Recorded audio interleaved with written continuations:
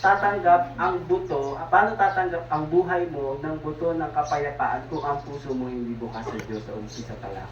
So, ma-identify ang paglago natin kung paano natin kinakapture yung ating umaga. Sa umpisa pa lang ng ating umaga. Paano tayo nagtatanim, paano tayo nagtatanim ang Diyos, paano natin nire-response yung pasasalamat natin sa itatanim niya sa atin.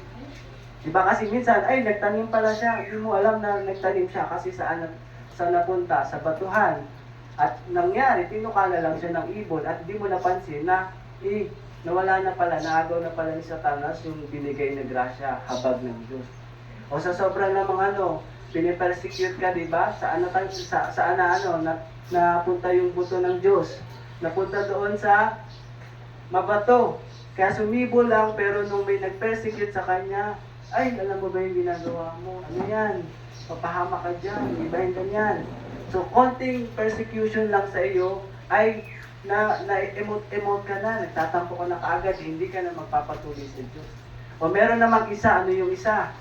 Na puno-puno ng tinik, kahit tumubo, pero dahil may mga tinik sa katabi niya, tumubo siya, pero dahil sa alalahanin, sa hirap ng buhay, pinili niya na ang hanap buhay ang mas mahalaga kaysa nagbibigay buhay. Pero ang hanap ng Diyos, para tayo pagising pa lang sa umaga, ay bungkalin natin yung lupa natin na mayroong hangin pumasok dyan para pag nagbuhos ang Diyos ng buto, ay tayo ay mayroong buto ng pasasalamat.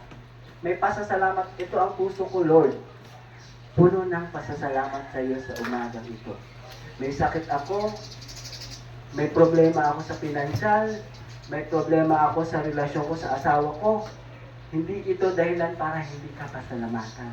Kasi ang puso ko, pinili mo para iyong tamnan ng mabuting bagay. So, gusto ng Panginoon, hindi ka distracted.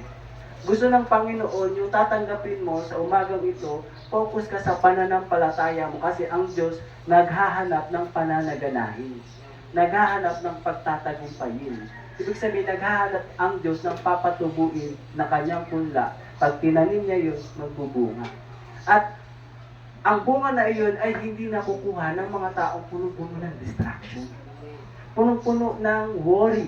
Na paggising pa lang sa umaga, punong-puno ng complaint, punong-puno ng reklamo. Ano ba naman damit ko? Luma na naman.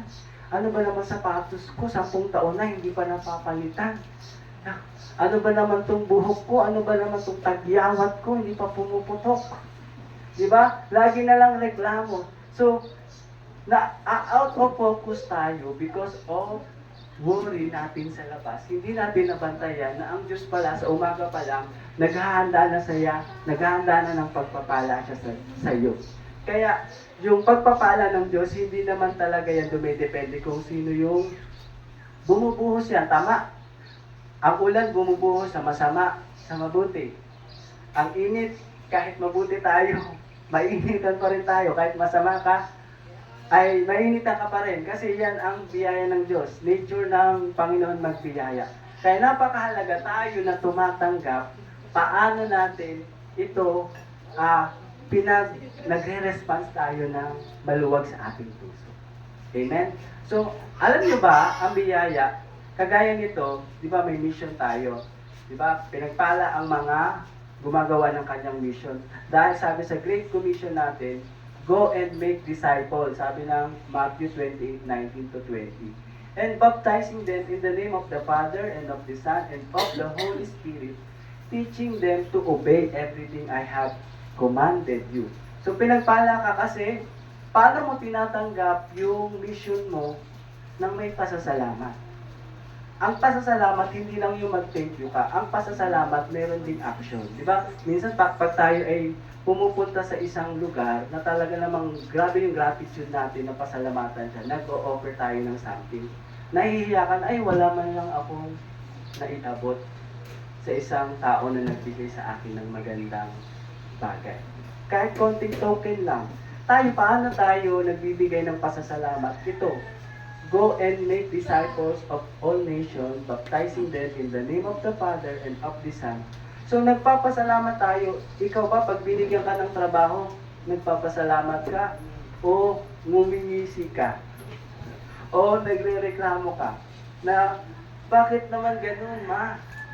Ako na naman ang nautusan mo. Nagpapasalamat ka ba na utusan ka o nagrereklamo ka na utusan ka? Parehas na inutusan pero magkaiba ng response. Ang gusto ng Panginoon, pag tayo ay nagpapasalamat, talagang binibigay natin. Kasi kapag puno ka ng pasasalamat, alam mo ba, ino-open mo yung door mo na tayo, ikaw at ako, tayo ay partner. Ang Diyos at ikaw ay partner ng Diyos. Kapag ka-partner mo si Lord, hindi ka magkakamayaw na ikaw ay samahan niya. Kagabi kami ay nagka-sharing. Sabi ko sa kanila, ano ba tingin nyo yung bakit ka naging special? Bakit ka nilikha ng Panginoon na special? O bakit maganda ang, ano ba yung purpose mo? Merong isa, sabi ng isa, ay para magawan ko ng mabuti yung aking pamilya. Sabi naman ng isa, yung Panginoon para lagi natin kasama. Yung isa naman para makapag-serve at makaakay ng kaluluwa. So napakaganda talaga ng purpose natin. Pero, may nangyari nga kasi, alam niyo ba ang nangyari? Na kahit gaano kaganda ang purpose o destiny na nilagay sa atin ng Panginoon, dumating kasi yung kaaway. Dumating yung manunukso. So, kahit ano gawin natin, tayo ay vulnerable doon sa testing. So, meron kang kagandahang loob, may purpose ka, meron kang testing. At lagi nating tatandaan, bagaman tayo ay may testing, hindi binabago ng Diyos yung pagkapili sa atin. Na ikaw ay pinili mag-expand, mag-extend, mag-humayo. So kahit may problema ka, hindi dahilan yun para hindi mo gawin yung mission mo. Sino ba dito walang problema? Taas ang kamay. Baka nga yung katabi mo ang problema. Tama, mali. Sabi ng Panginoon dito sa 1 Peter 2:9, tayo ay lahing pinili, mga mahalikang pari, at isang bansang nakalaan sa Diyos, bayang pag-aari ng Diyos upang mahayag ang kahangahangang mapahayag, di ba? Ibig sabihin magpahayag, i-share mo. I-share mo yung kabutihan ng Diyos kung magpahayag ka na kahangang-hangang ginawa niya. Siya ang tumawag sa inyo mula sa kadiliman patungo sa kanyang kahangahangang gawa. Okay. Siya yung tumawag sa inyo. So, babalik tayo mga anak doon sa tumawag sa atin. Sino ba tumawag sa iyo? Mister mo ba? O nanay mo ba? Maraming tumatawag sa atin, pero the main voice na kailangan natin balikan, yung Diyos na lumikha ng langit at lupa. Babalik tayo sa pumili sa atin. Ngayon, paano ko malalaman ano ba ang instruction ni Lord? Di ba, usong-uso ngayon, sabi ni Lord, di ba? Sinabi ni Lord. Ngayon, totoo naman talaga yung masasabi ni Lord that if you confess if you confess with your mouth that the Lord Jesus and believe in your heart that God has raised Him from the dead, you will be saved. So sinabi naman talaga ni Lord yan sa Romans 10:9 na tayo ay magkaroon ng puso, na buksan ang puso na mayroong paniniwala. Believe in your heart that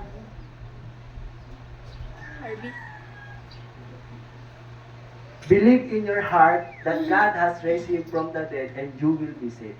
So yan yung una, yung heart mo. Nasaan ba yun? Ito. Itong puso mo ang gusto ng Diyos na kailangan buksan natin. Pagkat sabi dyan sa Kawikaan 4:23, ang puso mo ingatang mabuti at alagaan pagkat dyan nagbubukal ang buhay mong tinataglay. Sabi ko sa Proverbs 4:23 na diyan talaga nanggagaling. Hindi sa palad mo, hindi sa bulsa mo, hindi sa utak mo, kundi sa puso mo. Diyan nanggagaling lahat. At kaya sabi ng Panginoon, sabi ng awit 119, ika'y makakatakbo sa daan ng mga utos niya kapag iyong pinalaki mo ang puso mo. Ibig sabihin, pinalawak mo. Kasi may space talaga dyan. Alam niyo ba, ang Diyos may space naman talaga dyan. Pero dahil sa alalahanin natin, yung space sana ng Panginoon sa buhay natin, sa puso natin, ay napapalitan. Diba, imbis na ikaw ay nag-aaral, ang space mo sa pag-aaral, hinaluan mo ng laro. So ano mangyayari yung sa space mo ng laro, nilagay mo sa pag-aaral, yung pag-aaral mo mapapabayaan mo. Eh ang space mo ganito lang. Tama? Ngayon, paano naman yun sa Panginoon? Kung ang space ng Panginoon ay nandito, hinaluan mo ng kasalanan, hinaluan mo ng boyfriend mong mukhang tuko, di ba? Okay, girlfriend mo mukhang octopus na laging nakayapos.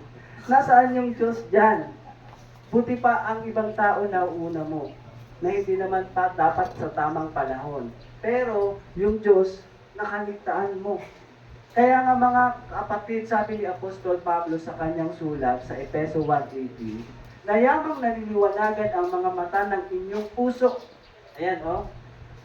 Na sana'y maliwanagan ang mata ng inyong puso upang malaman nyo kung ano ang pag-asa sa kanyang pagkatawag. So, pag nabuksan ang puso natin, hindi mahirap sumunod. Alam nyo ba? Pagka ang puso mo, di ba ang puso, di ba naalala nyo? Isang palad lang ang pagitan ng puso sa balikat. Pag binalikat mo ang utos, mabigat. Pero pagka ginamitan mo ng puso, kahit mabigat, gumagaan. Di ba may dalawang pinaghugas ng pinggan, yung isa nakangiti, yung isa nakasimangot. Di ba mas mabigat? Pag mabigat, wala kang matatapos. Pero pag may puso ka, hindi lang pinggan ang tatapusin mo. Pati mga dahon sa yero. Di ba? Pati yung lababo, isisin mo, pati yung banyo, baka pati kapitbahay mo, linisan mo din ang bahay. Matutuwa ang buong sambahayan mo, di ba? Kasi puso mo ang ginamit. So, kaya ang sabi ni Pablo, I pray that the eyes of your heart or your understanding may be enlightened. Para pag na-enlightened yan, makita mo yung hope of your calling. Na meron pala akong kakayanang mag-mission. Na hindi lang pala ako maglalaba, magtitinda, magtatrabaho, magluluto, mag-aaral, magjujowa, mag-aanak, tapos magkakaapo. Hindi lang doon iikot ang buhay ko, pero binabalik tayo doon sa pag-asa na ang Diyos ay may pagkatawag sa atin na kung anuman ang kayamanan nito, ay meron itong, alam nyo ba, sabi dito, na kung ano ang kayamanan ng kaluwalhatian ng pamamana niya sa mga banal, may ipapamana talaga ang Panginoon sa atin. Kasi pag nagawa natin yung mission natin, mga kapatid, bago pumikit ang ating mata dito sa lupa, pagmulat sa kabila, alam niyo ba ang magdumana ng generational blessing ay ang inyong mga anak? Yes.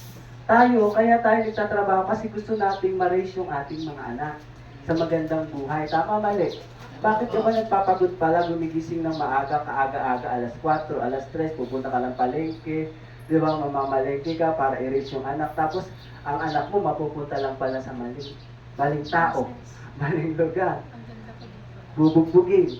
Ayaw mo ng ganun, di ba? Gusto mo, ang anak mo makapangasawa, di ba? Magkaroon talaga ng the best na tao na nilagay ng Diyos. So tayo ay meron talaga tayong gagawin. Amen? Yung hope of calling natin, ito yung panawagan natin na mag-extend. Alam mo ba kung bakit ang mayaman lalong yumayaman? At ang mahirap,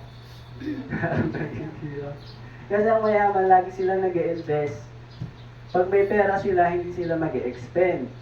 Mag-i-invest sila. O, may pera ako. Ay, nakapagtayo nga ng Starbucks. O, yaman, Starbucks. Ikaw, may pera ka. Uy, may 1,000 ako, makabili nga ng sapatos na Nike. O, ano, di ba? Nakita nyo kung ano na nga lang meron sa iyo. Gastusin mo pa sa kalayawan. Kaya bakit natural na nangyayari ang mahirap nagiging mahirap? Kasi takot silang magtanim. Laging palabas. Ang mga mayayaman, hindi sila takot magtanim. Kasi alam nila, in due time, it will harvest. Amen. Ganon din sa atin. Hindi madali sumunod sa Panginoon sa simula. Kasi hindi natin nakasanayan. Pero panalangin nga ni Apostol Pablo na nawa ang mata ng inyong puso ay mabuksan upang malaman natin na mayroong pag-asa na tutubo kapag tayo ay sumunod sa kanyang pagkatawag. Pag tayo ay sumunod sa kanyang sinabi. Ang tanong, ano ba sinabi ni Lord sa iyo? Yan ang problema. Hindi tayo pwede magsabi ni Lord pero wala tayong basihan.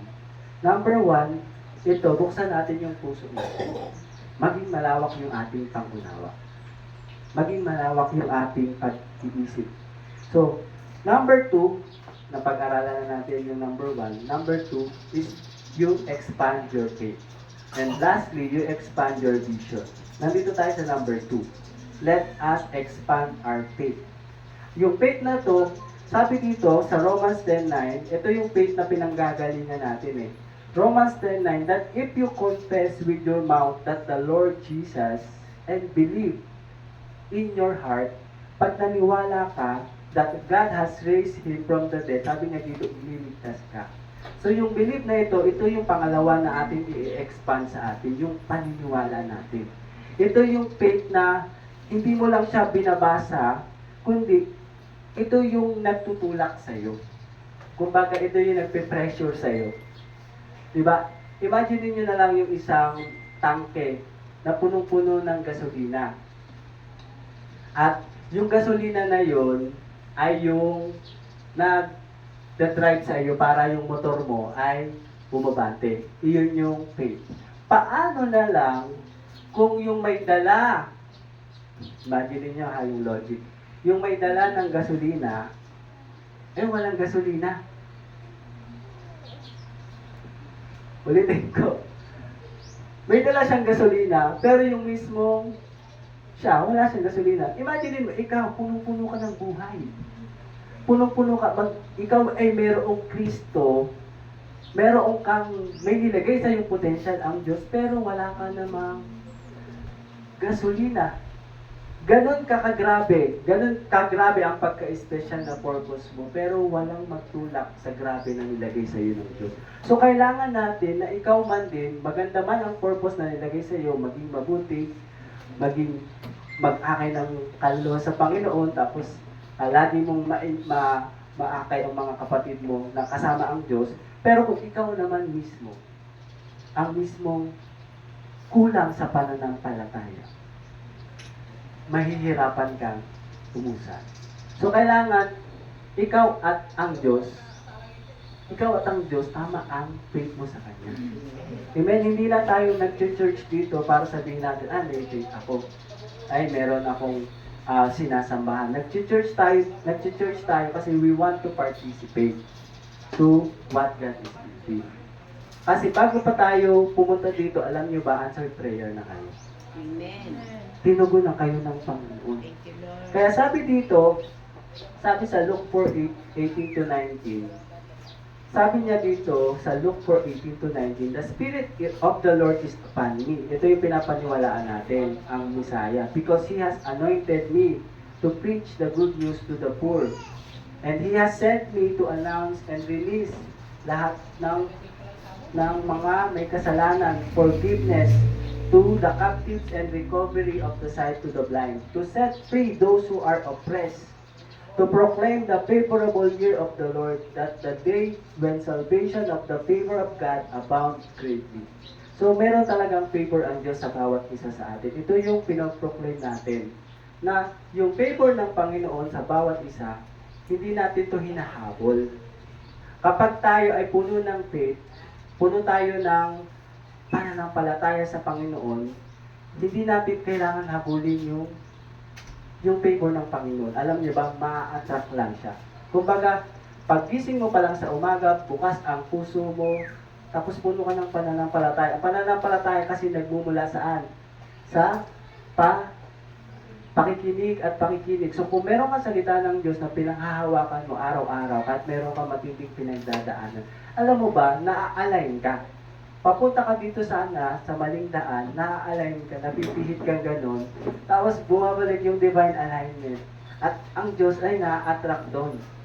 Pagpapalain ko yung anak kong ito saglit kasi meron siyang kailangang tapusin. Meron siyang kailangang gawin. So yan yung sinasabi na, to proclaim the favorable year of the Lord, that the day when salvation and the favor of God abound greatly.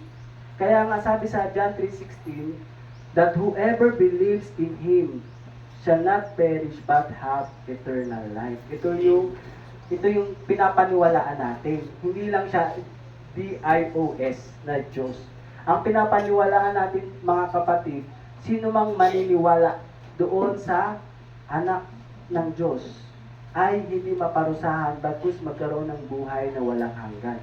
At sabi pa ng Panginoong Jesus sa John 14:6, Diba sinabi ni Jesus, ako ang daan, ang katotohanan, at ang buhay. Walang makakapunta sa Ama kundi sa pamamagitan ko. Ibig sabihin mga kapatid, hindi ka talaga pwedeng direkta lang sa Diyos. Kailangan mo ng Jesus. Ulitin ko mga anak, sa pananampalataya, merong person talaga, may contact point para ma-realign ka. Kasi nga na-disalign tayo. Ma-realign ka doon sa sentro, ang sinesentro natin ay yung ating Panginoon at tagapagligtas. So ito yung number 2 natin. Yung faith natin, hindi lang sa alam natin na may Diyos, kundi yung faith natin nakafocus kay Jesus. Sabi sa Hebrews 12:2, we must keep our eyes on Jesus who leads us and makes our faith complete. Saan nakafocus? Kay Kristi ba? Hindi. Kanino? Kay Christopher? Ay, hindi rin. Ano ba? Kay Jesus Christ. So, mauna si Jesus, susunod na lang si Christopher at saka si Christy ng buhay natin. At sabi dito, He will make our faith complete. Ito talaga ang magpapakompleto ng ating pananampalataya. Hebrew 11:6. Magawa man natin ang lahat ng bagay na himala. Sabi dito, it is impossible to please God without faith. So by faith talaga ang ating pamumuhay. So ang nagkukumpleto ng ating pananampalataya ay ang pagtitiwala natin kay Kristo Jesus. So lahat dapat ng ating ginagawa naka-anchor yan sa salita ni Jesus. Di ba John 1:1? In the beginning was the Word, and the Word was God, and the Word is God. Diba? So sa simula pa, salita na. Amen? So, kailangan natin na itong faith na to, Hebrew 11, sinasummarize niya na yung faith na ito noon pa man ay nandito na yung salita ng Diyos. Sabi sa Hebrew 11 verse 1, now faith is confidence in what we hope for. Yung pananampalataya natin, ito yung ating yung lakas, yung confidence sa Tagalog ba, ano ba yung confidence, Ate Mary Jane? Yung kumpiyansa mo, hindi nawawala at meron kang may pinagdadaanan, no? Dadaanan mo lang naman, di ba? Pero dito, ito yung pag-asa natin, what we hope for, and assurance, what we, doon sa bagay na hindi nakikita. This is what the ancients were commended for. Yung mga ninunok natin. Tingnan nyo, by faith, we understand that the universe was formed at God's command. So alam natin, hindi man natin nakita kung paano ito ginawa ng Diyos. Di ba naalala nyo, sinabi ko, iyang pagdaan niya na yan, alam nyo kung paano yung ginawa. Pero naniniwala kayo, may tao na gumawa dyan. So yung faith natin. Ganun din, paano pa kaya yung mundo? So yan yung mundo na sinasabi natin, na mayroong Diyos talaga na lumikha. And alam mo, yung mga ninuno natin, ilan to? Sabi dito sa number 1, Abel, the worshipper who spoke beyond the dead, offered God his best, becoming a timeless voice of true worship. Number 2, Enoch, the man who walked into heaven. He skipped death entirely. Hindi siya namatay, kinuha ang katawan niya. Noah, the builder who built before the rain. Kahit may walang bagyo, he built an ark. Abraham, the pioneer of unseen promises. Kahit hindi niya alam kung saan siya pupunta, sumunod siya doon sa journey na pinapagawa ng Panginoon, and he entitled to be called the father of faith. Sarah, the laughing mother of miracles. By faith, naniwala si Sarah sa pangako kahit matanda na siya. Siya ay magkakaanak. Isaac, the blessing proclaimer. By faith, Isaac passed on God's promises. Jacob, the stop-leaning worshiper. Joseph, the dreamer who saw far ahead. Joseph looked past Egypt's glory. Moses' parents, the fearless protectors. Nakita niya ang destiny ng anak ko despite sa threat ng hari. Moses, the deliverer who chose God over Egypt. He rejected palace privilege and stood firm before Pharaoh and Israelites at the Red Sea, the walkers through the impossible. Lumakad sila doon sa dagat kahit mayroong malaking pagsubok na kumakaharap sa kanila sa likod. Lumakad sila by faith. Israelites at Jericho, they circled towering walls. Kahit di nila alam kung magigiba ang tower of Jericho, they circled and they crushed them out. Rahab, the brave host who chose God's side. Rahab welcomed God's people. Dami. Basahin ko ba sa inyo isa-isa? 14, di ba? Sino pa? Gideon. By faith, even though Gideon has nothing but God's strength, Gideon defeated 100,000 of armies. Barak, the reluctant leader who rose in faith, even though he didn't think he had, but with faith, Barak stepped forward to win God's battle. Samson found strength in surrender and fulfilled his calling at the end.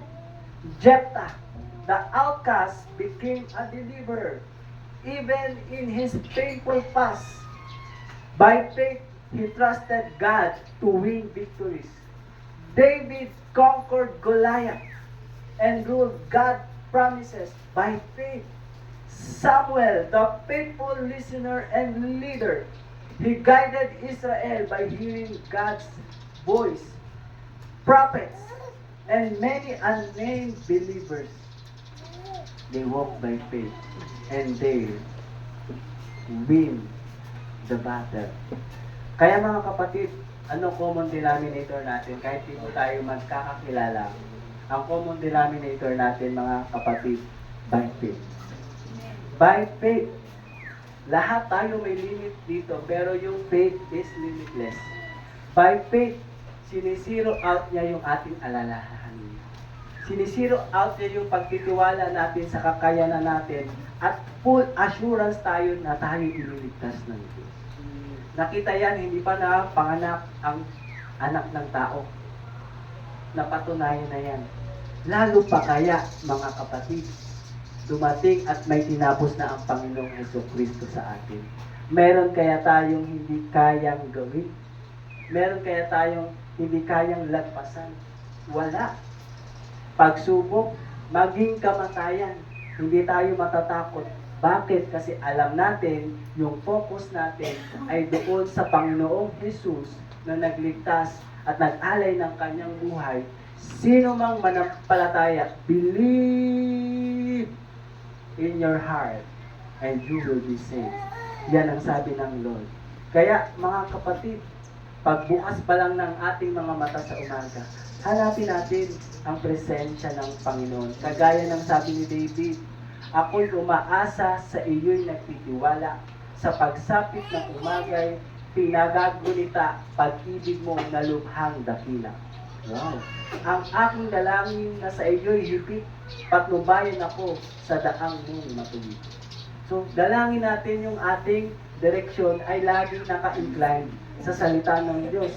Ang sabi niya pa dito, sa kinaumagahan o Yahweh, tinig ko'y iyong dinggin, at sa pagsikat ng araw, tugon mo'y hihintayin. Amen. May hinihintay tayo sa Diyos. Huwag tayo maghintay sa tao. Mapapahiya ka. Pero sa Diyos, pag naghintay ka, pagpapalain ka. Amen? So, expansion of faith start with Jesus. Yan po ang katotohanan na aking pinapangaral sa inyo. Hindi po sa nanay nyo, hindi po sa anak nyo, hindi po sa asawa nyo. Walang masama po na mahalin nyo ang mga tao na malapit sa inyo. Pero ang pinapangaral ko po, yung ating expansion ay hindi nanggagaling sa gawa ng tao. Ang expansion natin nanggagaling sa Panginoong Jesus. So number 1, para tayo ay mag-expand, let's go back to His Word. Let's go back to His Word. Sabi ng salita ng Panginoon, nang pasimula pa ay naroon na ang salita niya, at ang salita ay kasama na ng Diyos, at ang salita ay Diyos. Sabi pa sa verse 12, mga kapatid, Subalit ang lahat ng tumatanggap at sumasampalataya sa Kanya ay binibigyan niya ng karapatang maging anak. At sabi pa dito, sila nga ay mga anak ng Diyos. Hindi dahil sa isinilang sila ayon sa kalikasan o kagustuhan o sa kagagawa ng tao, kundi ang pagiging anak nila ay dahil sa kalooban ng Diyos. So let's go back to His Word. Sabi pa dito, yung Word ay naging flesh. Kaya nga, verse 14, sinasabi dito, ang salita ay naging tao at naninirahan sa piling namin. Ito yung patotoo ni John the Baptist. Na yung parating na anak ng tao ay higit sa kanya. Kasi yung salita, in the beginning, ay nagkatawang tao. At ito si Jesus. Si John the Baptist, magbabaptize sa atin, sabi niya, ako magbabaptize sa inyo sa tubig, pero yung paparating ay higit sa akin. So kung si John the Baptist, kiniklaim niya, mga kapatid, na siya ay may higit sa kanya, ibig sabihin, sino pa ba ang higit sa tao? Sa lahat ng nilalang tanong ko sa inyo mga kapatid, sino ang pinaka-espesyal na nilikha? Di ba ang tao? So may higit pa ba sa atin? Pero siya may kiniklaim siya na may higit sa akin. At ito yung salita na nagkatawang tao. Walang iba kundi si Jesus. Ito yung ating pinapaniwalaan. So let's go back to Jesus. Let's go back to the Word. Yung ang salita ay naging tao at naninirahan sa piling namin. Yan ang sabi ni Apostol Pablo. Kaya kahit gaano ka-espesyal tayo mga anak, meron tayong pattern paano tayo magpatuloy sa ating paglalakbay dito sa mundo. Amen? Diba? Tingnan nyo. So, kung babalik tayo sa salita ng Panginoon, ang tanong ko sa inyo mga kapatid, anong chapter ka na? Chapter lang, Pastor. Chapter 1 ng 2025. Noong ngayon 2026, chapter 2 naman. So, kung yan pala yung primary, let's go back to His Word. Paano mo nilalaan ang time yan pagkagising mo sa umaga? Buti pa nga, di ba, sa Facebook, titingnan mo na yung post, babasahin mo pa yung comment box. Aba, ang daming basher nito. Mabash ko nga din. Di ba, makikita mo, binibigyan mo ng 5 minuto para bigyan ka ng alalahanin. Eh bakit sa natural, kaya lang isip mo mag-alala, bakit hindi mo gamitin yung isip mo alalahanin ang salita ng Diyos? So kung 5 minutes na bibigyan mo ng oras ang Facebook, basahin ang mga comment. Bakit ang salita ng Diyos, 10 minutes lang, kaya nang basahin ang isang chapter? Bakit tamad na tamad tayo? Kasi, minsan kasi, pag sa salita ng Diyos, nakakaantok. Eh kaya, sasabihin mo, ay, sa gabi na lang, Pastor, kasi hindi ako makatulog sa gabi. Kailangan ko ng pampaantok, babasahin ko yung isang chapter. Para pagbasa ko, tulog. Tulog ang lolo mo. Ganun ba ang Bible? Pampatulog sa mga may amnesia. Ginawa mo naman. O kaya naman, ganun ba ang church? Pampatulog sa mga hindi makatulog. Joshua 1:8, di ba binasa ni Pastor Donna? Kung gusto mong magtagumpay, sabi dito, kung gusto mong paginhawahin ang iyong lakad at magtamo ng tagumpay, sabi ni Joshua sa aklat ng 1:8, ang aklat na ito'y huwag mong aalisin sa iyong bibig, kundi ito'y pagbulay-bulayan araw at gabi upang iyong masunod ang ayon sa lahat ng nakasulat dito, sapagkat kung magkagayoy, pagiginhawahin mo ang iyong lakad at magtatamo ka ng tagumpay. Sino dito pagod na maglakad? Sabi dito, pag ginawain niya ang lakad mo. So paggising pa lang sa umaga, alam mo, mahirap maglakad sa mundo. Kung naka-disalign ka sa Panginoon, mas lalo kang maghihirap. Pero sabi ng salita ng Diyos, pag ito'y pinagbubulay-bulayan mo araw at gabi, upang masunod ang lahat ng nakasulat dito, giginhawa ang iyong lakad. Wow! May pagsubok pero ginhawa ka. Sino kaya yung gano'n? Relax ka lang. Wow, chill na chill yung aking anak na to kahit merong pagsubok. Bakit? May salita ng Diyos araw at gabi. Meron siyang patnubay na kanyang sinusunod. At alam ko, ang anak kong ito, hindi mapapahamak. So number 1, let's go back to the Word of God. It's simple. You just read the Bible, meditate it day and night. Kasi ang Diyos naman ang magbubukas ng iyong pangunawa. Hindi naman si pastor. Hindi naman ako lagi nasa bahay niyo, oh si pastor, di ba pinaalala, ay wala naman si pastor, hindi naman makikita kung nagbasa ako o hindi, kung naka-chapter 1 ako o naka-chapter 1.5. Talaga pa ng 0.5, hindi pa natapos, kasi inantok na. So, ang Diyos at ikaw naman yan, kapatid. Tandaan niyo, yung faith, hindi siya transferable. Ibig ko sabihin, personal siya. Ikaw at ang Diyos. Yung space ko para kay Lord, sa akin yun. May space ka rin para kay Lord. Nasaan na? So, balik mo yung salita niyo dyan. Number 2, level up your focus to His purpose. Number 2, level up your focus to His purpose. Diba? Diba? Let's focus our eyes to Jesus, the author and perfecter of our faith. Sabi ng Panginoon, tingnan niyo po, isang magandang halimbawa, hindi tayo lalayo. Jesus. Sabi dito, nung siya ay tinutukso, paano nag-level up yung focus niya? Siya ay nag-ayuno. Hindi po siya kumain ng 40 days, hindi rin siya uminom 40 nights. Sino dito ang hindi kumakain ng isang beses sa isang araw, di ba? Gutom ka na. Irita ka na. Ayoko magtrabaho. Inutusan mo na naman ako. Di pa nga ako makain. Di pa nga ako wala pa nga fried chicken. May utos ka na kaagad ng pinggan. Lagyan mo muna ng fried chicken yung pinggan. Saka kung hugasan yan. Kasi Jesus, 40 days, 40 nights. Sabi niya dito sa Luke 22 verse 42. Verse 42. Ama, kung maaari po ay ilayo mo sa akin ang kopang ito. Ngunit wag ang kalooban ko ang masunod, kundi ang kalooban mo. Saan siya nakapokus? Doon sa puso ng kanyang Diyos Ama. At pag siya, tinutokso siya ng diablo. Sige nga, gawin mong tinapay ang bato.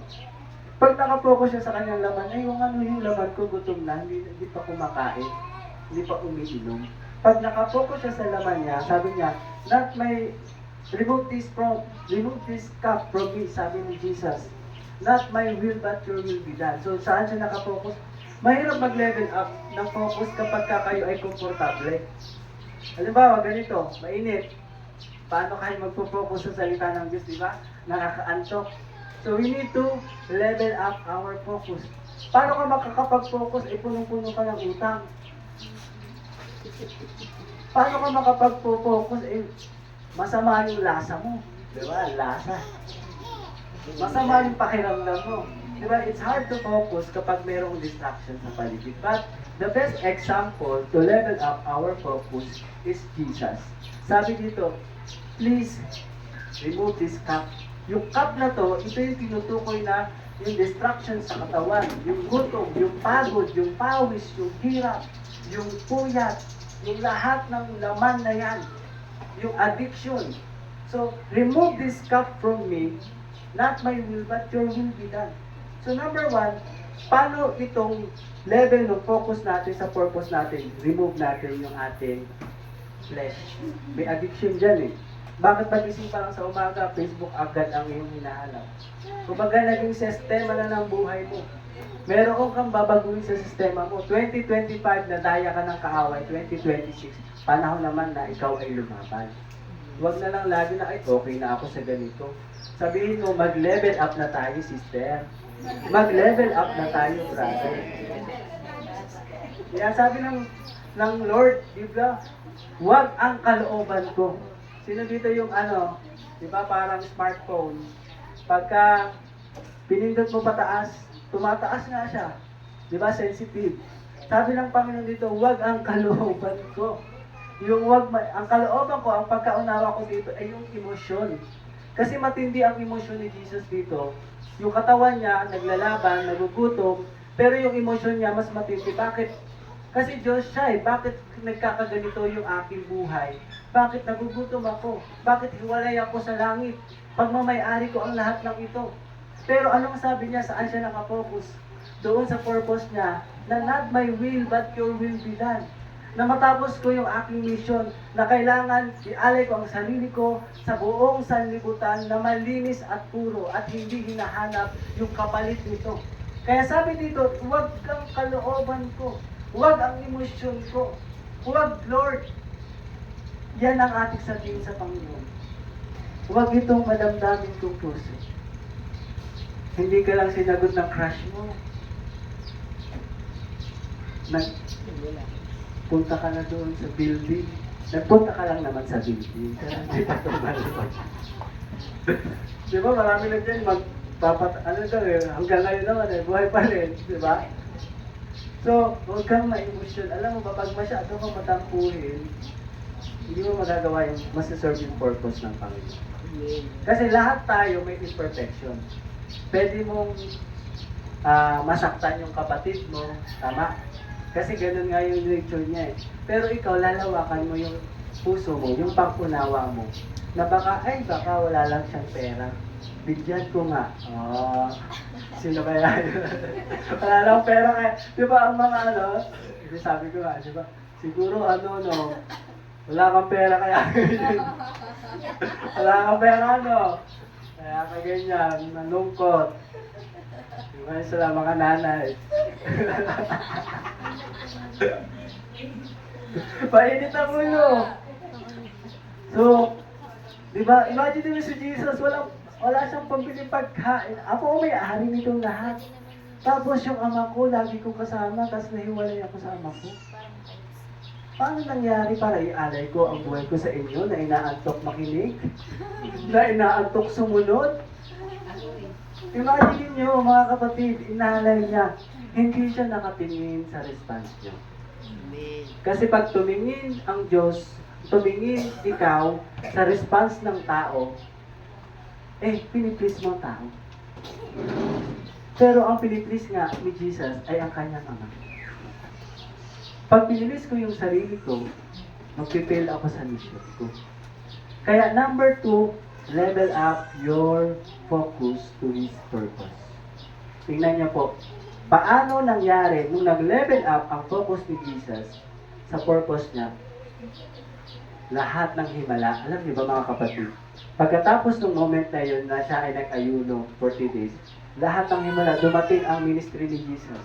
Lahat yun, yung wine, yung tubig naging wine. Lahat yun. Hindi ko alam kung ilang taon siya nag-start ng ministry, pero wala pa yatang 5 taon. Nabuhay siya 33, pero nung time na siya ay talagang nag-start yun sa pag-aayuno, nag-start yun sa pagninilay. Sabi ng Panginoon, hindi ko lang nakita dito. Basta every time na siya ay nag-ministry, mga kapatid, hindi siya naghahanap na, ano ba mapapanood ko, magre-relax, pagod na ako, di ba, sa mga tao. Pag ikaw ay sobrang nasa trabaho, gusto mo namang maupo, makinig, manood. Si Jesus kasi hindi ganun eh.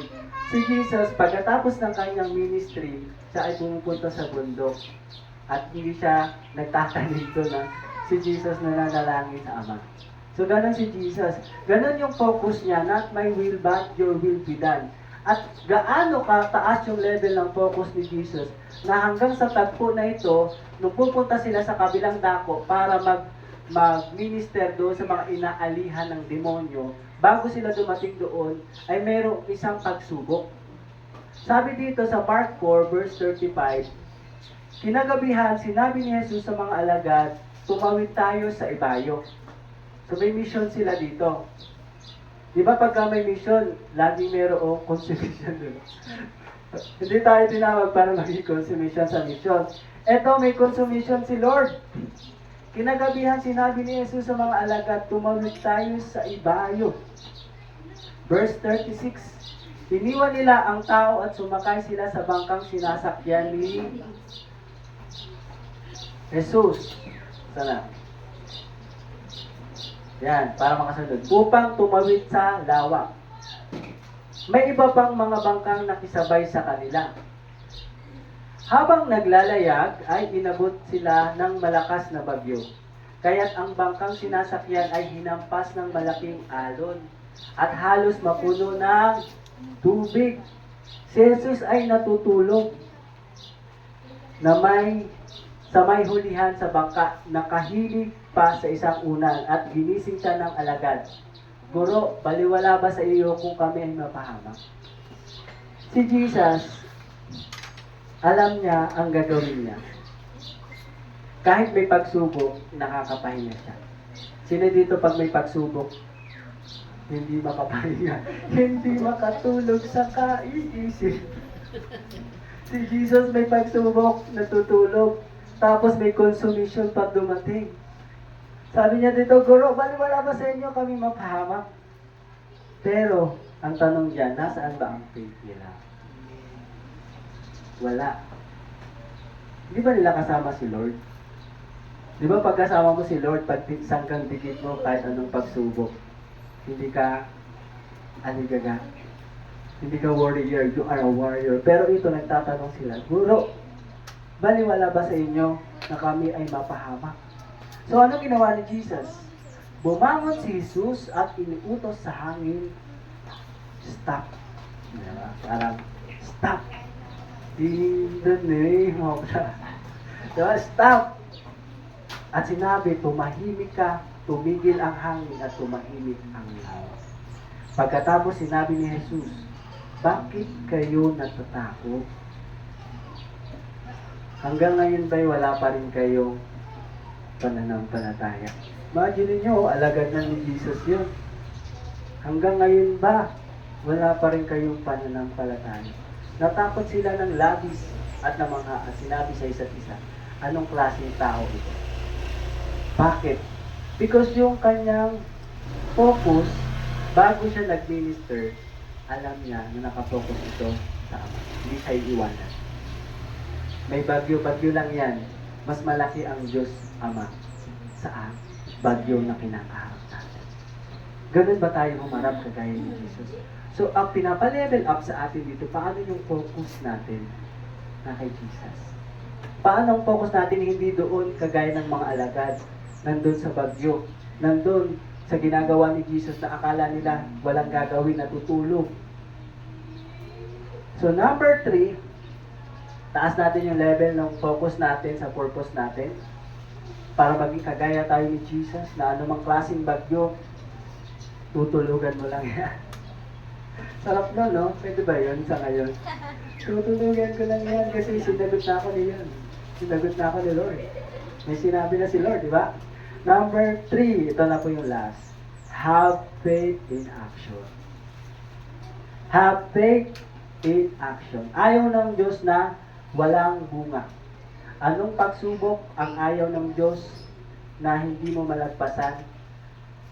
Ayaw ng Diyos na ikaw ay hindi Kanya mapagpala.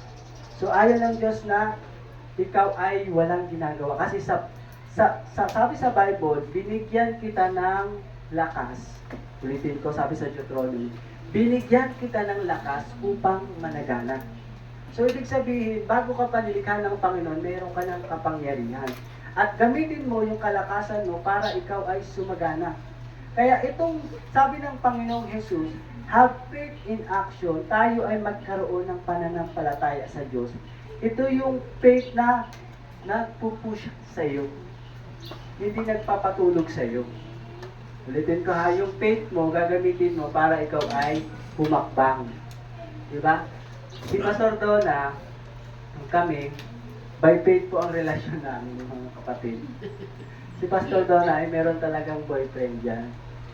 By faith, kahit siya ay may pinag-aralan at may magandang trabaho sa sales, dahil sinabi ni Lord, by faith, naniwala siya na siya ay susunod at magre-resign ng trabaho. Ngayon, makikita mo sa resulta. Kung hindi siya sumunod, yung prayer ko, yung Eva ko, natutulog pa rin. Pero tignan mo, because sumunod siya, ako sumunod na lang. By faith. Doon lang kami nakita sa simbahan at niligawan ko siya. And by faith din, kung sasagutin niya ako o hindi, Lord, ikaw naman nagpakita sa akin ito, hindi mo naman pinakita sa kanya eh. Sa akin mo naman pinakita, di magtitake ako ng action, hindi naman ako pwede magkita. Pinakita mo, Lord, na si Pastor Donna ang mapapangasawa ko. Sige, hintay ko na. Bakit wala pa rin? Eh kasi naghihintay ka eh, para kasi Juan, di ba ko naman, aabutin mo na lang, binigyan ka ng lakas para abutin. Hindi ka binigyan ng lakas para patulugin. Oh, magkaiba siya, di ba? So, naligaw ako. Niligawan ko ang lahat ng mga leyon sa paligid niya. Oh, di nagpakaliyon din ako kasi dati pusa ako. Meow! Mahirap kayo maligaw sa isang leon. Kailangan mo mag-upgrade. You have to have faith in action. Kaya nung time na yun, talagang, ang meron lang sa akin, alam nyo ba, sa totoo lang, lakas ng loob. Pag ako umarap sa stage, basagan na talaga to. Oh, pastora, okay lang po ba? Naligawan ko ang anak niyong si Donna. Lakasan lang ng loob. By faith. Sinusundan ko siya tayo. Wala na, hindi ko na nakita na sana. Nagtatago na pala doon sa opisina. Di ba mahirap? Minsan gusto mo lang sumuko. Kasi, minsan iniisip mo, may faith ka, pero siya naman ay walang faith. Di ba? Minsan isipin mo gano'n, hindi, palakasan talaga ng loob ko. Kaya nung tinanong ko ta, pwede pa kita maging girlfriend. Wow. Doon yun saan ba yung restaurant? Sa bakso ko nakalimutan. Diba? Mag-organ. Basta sa fast food. Parang Jollibee. Sinagot naman niya ako ng matamis na oo. So by faith, yung faith na to, ito yung nagmumove sa atin. To move yung mountain. Kasi limitado talaga yung ating kakayanan, mga kapatid. Kaya sabi ng Panginoon dito, katotohanang sinasabi ko sa inyo, sino mang magsabi sa bundok na ito, mabunot ka, matapon ka sa dagat, hindi nag-aalinlangan sa kanyang puso, kundi naniniwala, mangyayari ang kanyang sinabi. Wow. Kaya huwag mo sa ibig paano, Lord. Paano mangyayari ang imposible? Kasi Lord ang bahala doon. Huwag kang mag-down. Ulitin ko ha. Si Lord ang bahala doon. Kay Lord ka tumatawag. Ang sabi lang ni Lord sa Philippians 4:13, I can do all things. Diba? I can do all things through Christ who strengthened me. So, ang gagawin mo lang kapatid, magpuri ka lang. Na kahit wala pa yung bagay na inaasa mo, yung hope of your calling, yung assurance na yun, panatag ka because God gives you strength to carry on, to move forward. Binigyan ka ng kapangyarihan ng Diyos para managana. Deuteronomy 8:18. Ang nagbibigay sa inyo ng lakas upang yumaman kayo. Tignan nyo, di ba? Yung katawan natin, ginagamit natin yan para i-exercise yung faith natin. Kasi tignan mo, yung likha sa atin, sa pagod at pawis, sabi dito sa Genesis yata ito. Genesis 3:11. Pagkain mo'y pawis manggagaling. So, design talaga sa atin na tayo ay gumalaw. Diba? Yung mga hindi gumagalaw, ano na? So, kaya sabi mo sa katabi mo, galaw-galaw. Galaw-galaw. Baka? Pumanaw. Baka daw pumanaw. Iba-iba na yung kasabihan. So, yung ibig sabihin ng galaw-galaw na ito sa James 2:17, kaya't ang pananampalataya ay nag-iisa kung ito'y walang gawa. Kung wala itong gawa, ito ay patay. In English, faith without action is dead. So, mahaba pa yan. Pero ito yung gusto kong iparating sa inyo. Ang namumunga po talaga, mga kapatid, ay yung mga taong gumagalaw dahil sa pananampalataya. Gumagalaw ka hindi para humingi lang, pahingi noon. Gumagalaw ka kasi you go and therefore make disciple of every nation. At sabi dito, tingnan nyo, ano ang mangyayari sa isang pag meron kang pananampalataya. Sabi ng Panginoong Jesus nung siya ay nagugutom, naghanap siya ng bunga sa isang puno. Natagpuan niya, sabi sa verse 12 ng Mark 11, pagbalik nila mula sa Bethsaida, sa Mark 11:12, sabi dito, nakita niya sa di kalaunan ang isang malagong puno ng igos. Malago siya. At sabi dito, nilapitan niya ito upang tingnan kung may bunga. Dahil hindi pa panahon ng igos, noon ay wala siyang nakita kundi dahon lang. Kaya sinabi niya sa puno ng igos, wala nang makakakain pa ng inyong bunga. Sabi ng Panginoon doon sa igos, yun yung kanyang faith. Mula ngayon, wala nang kakain pa ng iyong bunga. At sinabi niya iyon at narinig ng kanyang alagad. Sa tingin niyo kaya mangyayari? Nangyari sa verse 20. Kinaumagahan, pagdaan nila, nakita nilang natuyo ang puno ng igos hanggang sa ugat nito. Naalala ni Pedro ang nangyari. Kaya't kanyang sinabi kay Jesus, Guro, tingnan niyo, patay na ang puno. Kaya sumagot si Jesus, manalig kayo sa Diyos. Kahit anong sabihin niyo, pagpuno niyo ng pananampalataya sa Diyos, mangyayari. Level up your focus to His purpose. Level up your faith in action. Alam niyo ba, the best example, walang iba, kundi ang ating Panginoon Jesus. Yung faith niya, in action. Yung faith niya, sabi dito sa John 19:30, therefore, when Jesus had received the sour wine, He said, it is finished. Nung sinabi ng Panginoon, it is finished, saan siya nakapwesto? Sa coffee shop ba? Oy mga anak, it is finished, o nakatag kayo at everyone sa Facebook. It is finished. Nagko-coffee ba siya? Imagine nyo, si Jesus nagko-coffee, hindi. Saan niya sinabi? Sa krus ng Kalbaryo. At nalagot ang kanyang huling hininga. That is faith in action. Hindi ka naghanap ng kapalit. Matulog ka, magising ka, nakikinig ka, hindi ka nakikinig. Sinabi ni Jesus, it is finished. At sa araw na ito, pinapaalala sa atin. Sa Romans 5:12, ang kasalanan ay pumasok sa sanlibutan sa pamamagitan ng isang tao. At ang kamatayan ay pumasok sa pamamagitan ng kasalanan. Dahil dito lumaganap ang kamatayan sa lahat ng tao. Dahil ang lahat ay nagkasala. Ngunit, sabi dito sa Romans 5:17, sa pamamagitan ng pagsuway ng isang tao, naghari ang kamatayan, ngunit sa pamamagitan din ng isang tao na si Jesucristo, ang tao pinagpala ng sagana, itinuring matuwid ng Diyos at maghahari sa buhay. Sabi pa sa verse 18, kung paano ang pagsuway ng isang tao ay nagdulot ng kaparusahan, ang matuwid na ginawa ng isang tao ay nagdulot ng kapatawaran. Sa verse 19 pa, sundan ko mga kapatid. Pagkat kung ang lahat ay naging makasalanan dahil sa pagsuway ng isang tao, ang lahat, sabi sa verse 19, ay mapapawalang sala dahil sa pagsunod ng isa ring tao.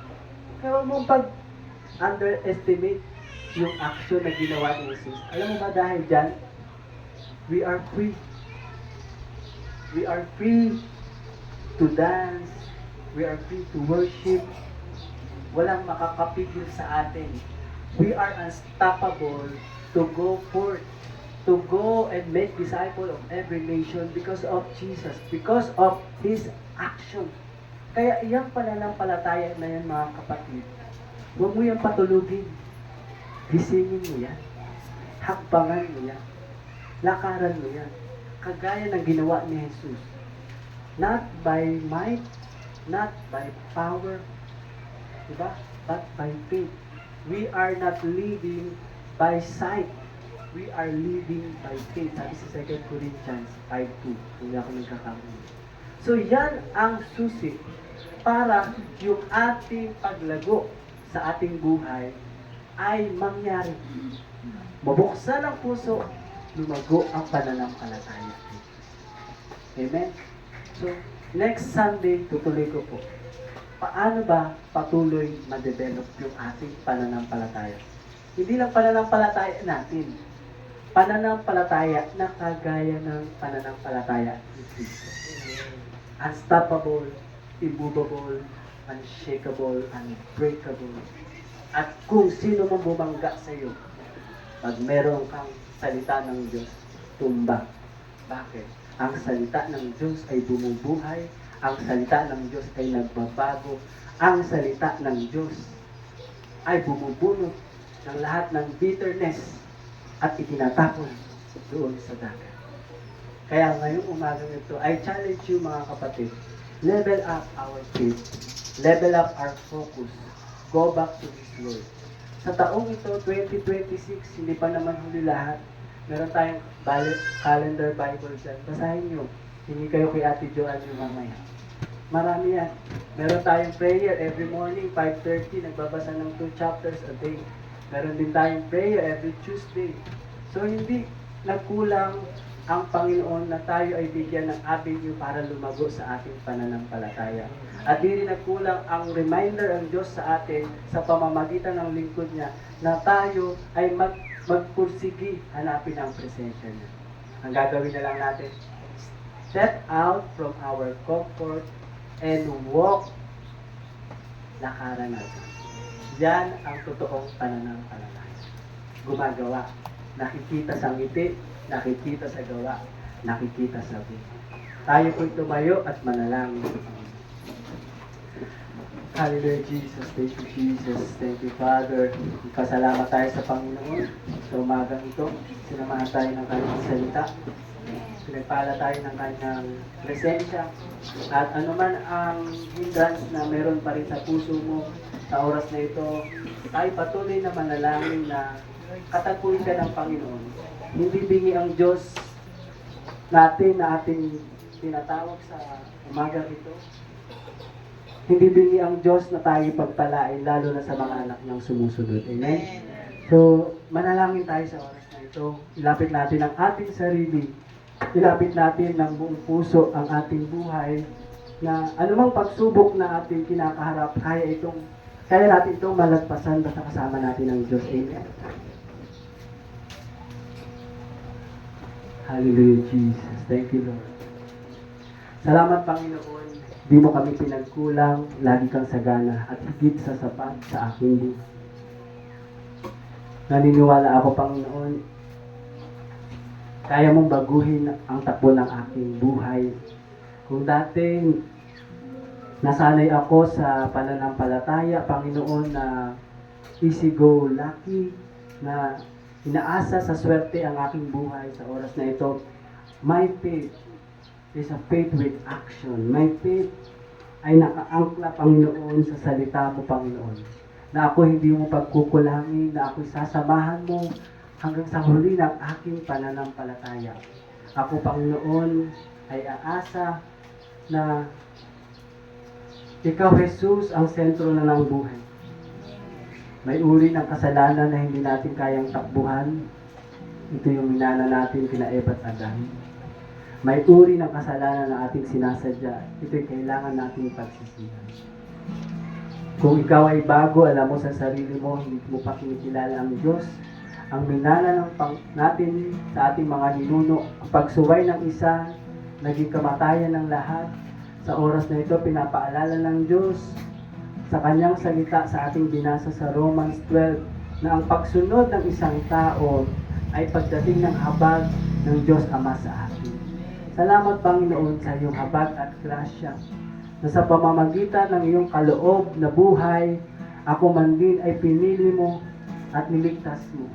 Tinatanggap kita, Panginoong Jesus, sa aking buong pagkatao, sa aking buong kaluluwa, sa aking buong isip, na ang lakas na ito, Panginoon, ay maibalik ko wholeheartedly, surrender, Panginoon, sa iyo. Maibigay ang nararapat na pagsamba, na ang katawang ito ay katawan, Panginoon, na iniaalay ng puro at malinis sa Diyos na lumikha ng lahat. Lord, minsan pa maghimala ka sa aking buhay. Linisin mo ako. Linisin mo ang buhay ko. Linisin mo ang isip ko, ang pagkatao ko. Sapagkat naniniwala ko yan ang tinapos mo sa krus ng Kalbaryo. Ang lahat ng karumihan na aking naranasan, mga lihim at hayag na aking kasalanan, yan ang aking panalangin sa iyo, Panginoon. Linisin mo ako. Linisin mo ang puso ko. Linisin mo ang lahat-lahat sa akin. Nais kitang makasama. Aking magandang tagapagligtas. Aking hari. Banal at matuwid sa lahat. Pinagpala sa lahat na aking naranasan. Diyos na may likha ng lahat. Jesus, beautiful Savior. Tayo mawit sa Lord.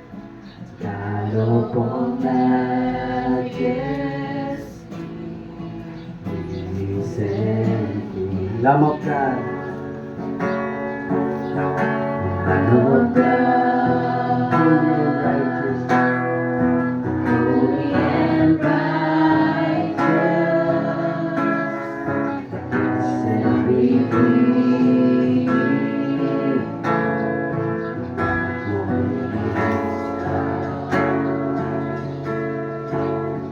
All the heavens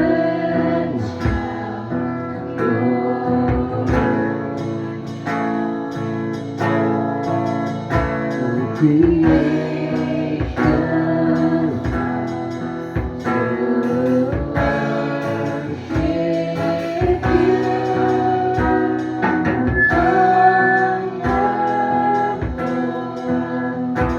How beautiful, dream above everything, exalted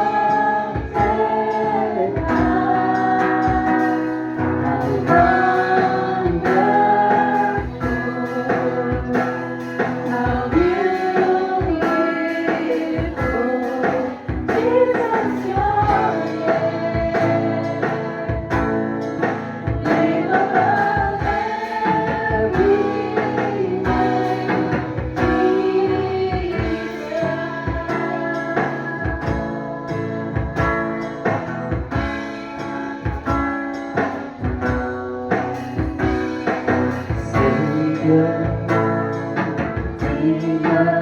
you are God, you are God. Savior, Redeemer, you are God, you are God.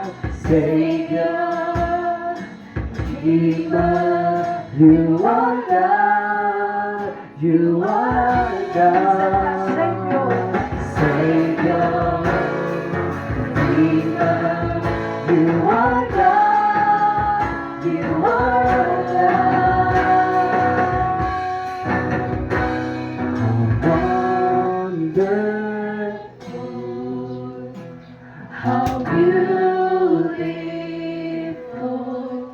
name above every name, exalted high. How wonderful, how beautiful, Jesus, your name above every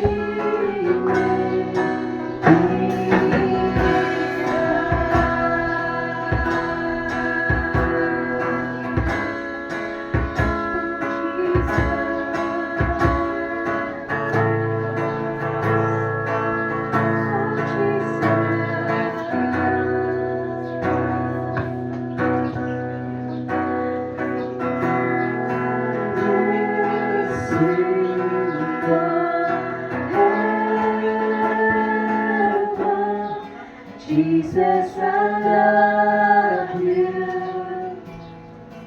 Jesus, I love you. I will sing.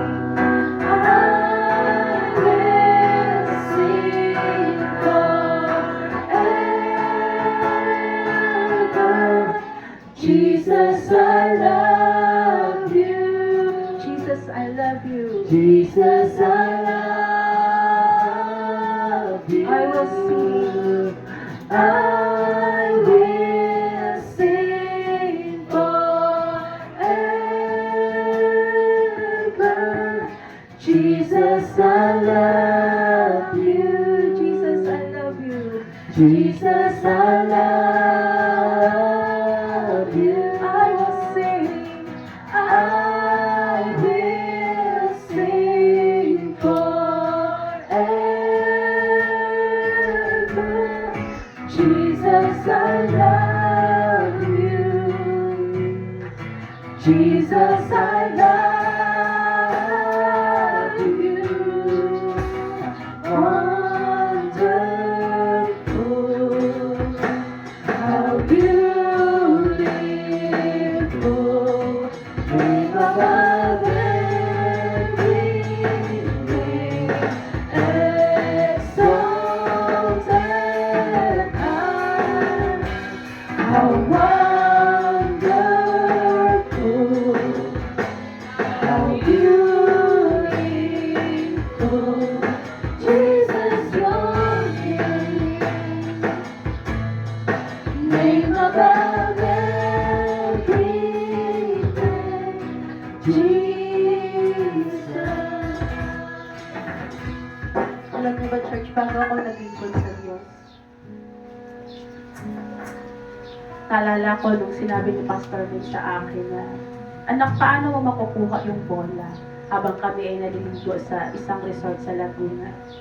Ang sabi ko kay Pastora, sabi ko, kailangan ko pong lamuyin yun para makuha ko yung bola. Ang sabi niya sa akin, tama yan, anak. Yan ay pananampalataya. Yan ay faith. At alam niyo, pagkatapos nun, nagsimula na nangusap ang Diyos sa akin. Nainlove ako sa salita niya. Hanggang one day, sabi ko, Pastora, maglilingkod ako sa Panginoon. Mag-full time ako sa church. Dito sa church, sinuturuan tayo paano ma-develop yung ating pananampalataya. Dahil totoo ang kaaway. The enemy is true. The enemy, ang gusto ng kaaway, ilayo ka, alisin ang pananampalataya. Pero dito sa simbahan, tinuturuan tayo paano lumalim, umugat ang ating pananampalataya. That's faith in action. At ang pananampalataya is very intentional. Ikaw mismo ang mag-decide sa sarili mo. Ikaw ang kukuha ng Biblia dahil ang pananampalataya, makukuha mo yan sa salita ng Diyos. Ang pananampalataya, maririnig mo ang salita ng Diyos at dun madidevelop, dun kalalago sa salita ng Diyos. It's very intentional. Ikaw mismo ang mag-decide para kunin ang Biblia, magbasa ka ng Biblia, pakinggan mo ang nagsasalita sa iyo, huwag kang lalayo doon sa nagsasalita sa iyo. At doon madidevelop, lumalago, lumalawak, lumalalim ang pananampalataya. And we don't know here kung sino sa inyo ang gagamitin ng Diyos. Ako, simple lang kung paano ako nagsimula. Umiyak ako sa Panginoon, lumuhod ako sa Diyos, nagbasa ako ng salita niya, at doon na-develop ang aking pananampalataya. Amen. At ang panalangin namin bilang mag-asawa, kayo maging lumago sa salita ng Diyos. Huwag lang po dito sa Sunday, tsaka nyo lang maririnig ang salita ng Diyos. Kung hindi araw-araw, gabi-gabi, anong sabi ni Joshua, do not depart from my word. Ano sabi ng Diyos kay Joshua, do not depart from my word. Read the word day and night. Doon lang po talaga, wala nang iba. Amen. Doon lang talaga, para lumalim. Ang problema nandiyan eh, given na yan eh. Pag nasa mundo ka, hindi mawawala ang problema, tandaan ito. Unless you are 6 feet below the ground, wala ka ng problema. Pero hanggang dito ka sa lupa, meron kang challenges, meron kang hardship, meron kang problema ang pagdadaanan. But we are not called para manatili sa problema. Ang problema, aapakan na natin yun, tutungtungan lang natin yun. Because we believe that we have the source of strength, we have the source of faith that we will carry on every challenges, every battles in life. Amen. Kaya very intentional po. Kailangan natin mag-decide from ourselves. Lord, tulungan mo ako, anong gagawin ko? Gusto ko magsimula, paano man ang palataya? Gusto ko kung ano yung naranasan ni Pastor Mark na nag-decide siya, ganun din ang gawin mo sa akin. Amen? Mangarap po tayo. Huwag tayong aalis sa lugar na every Sunday, wala lang nangyayari. Huwag po sa sarili natin, meron talaga tayong desisyonan sa buhay natin. Amen? Hallelujah. Lord, we entrust to you everything to you, Jesus. Ikaw ang may hawak, Panginoon, ng buhay namin. Ikaw ang may hawak ng lakas namin. At habang kami nasa mundo pa, Panginoon, patuloy mong i-sustain, Panginoon, ang kalakasan namin. I-sustain mo, Panginoon, ang pananampalataya namin na kami umugat at lumalim. Kung paano yung narinig namin sa kwento ni Pastor Marcelina na about si Jesus. Jesus natutulog lang because naniniwala si Jesus na meron siyang ama na sa gitna man ng pagsubok, meron siyang kakapitan. Malalim ang pananampalataya ni Jesus. Pero hindi ang gawin mo sa aming Panginoon. In the midst of troubles, in the midst of trials, alam namin kung sino ang panghahawakan namin. May mga problema man kami sa aming mga anak, alam namin kung saan kami lalapit, saan kami luluhod, saan kami iiyak. Kung meron mga problema sa aming mga trabaho, alam namin saan kami iiyak, saan kami hihingi ng tulong. May mga problema sa amin, Lord. Physically, alam namin sino ang magagamot namin.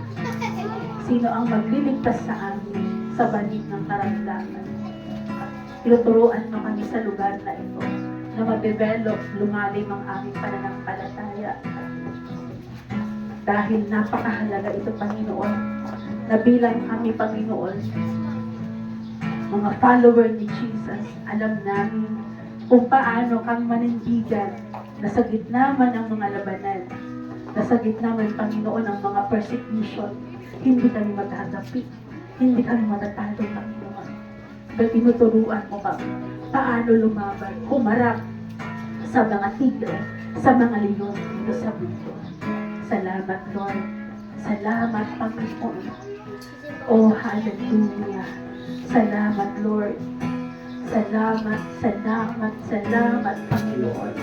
Oh, hallelujah, Yahandaya, Shiyara, hallelujah, hallelujah, hallelujah, hallelujah. Anyone from you who wants to be imparted, to have a strong faith, lumapit sa harapan, and we will pray for you. Oh, Raya Kataraya, Shiyara, Yara Kataraba, Shiyara, hallelujah, hallelujah. Ang sino man na merong mga matitinding labanan sa buhay, lumapit tayo sa harapan, dumulog tayo sa Diyos. Yakataraya Shiyara Hataraba, Yara Kataraya Shiyara, Yara Kataraya Shiyara, Hataraya Shiyara, sino yung mga bagong kaibigan natin, pwede po kayong lumapit sa harapan para pag-pray po namin kayo. Hataraya Shiyara, Hataraya.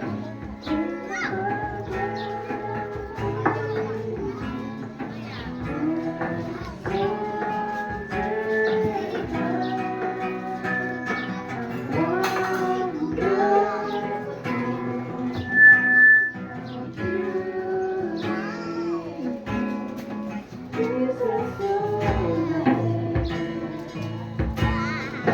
Name above every